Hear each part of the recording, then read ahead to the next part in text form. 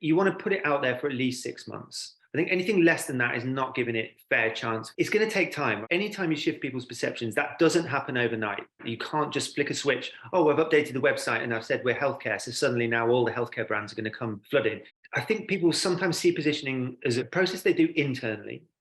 Then they update a couple of documents externally. This has been a realization for us. It really takes a 6-month campaign around the positioning. All your LinkedIn posts, the blogs, articles, comms, basically.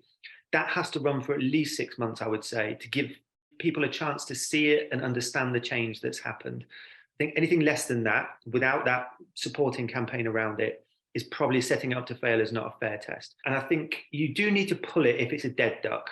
You need to kill your darlings at some point. So if 9 months in, you're getting no traction from healthcare brands, something is up. It might not be that you need to just throw it all out, but you need to think what isn't landing. We should be the obvious choice for healthcare brands, at least be in the mix for that.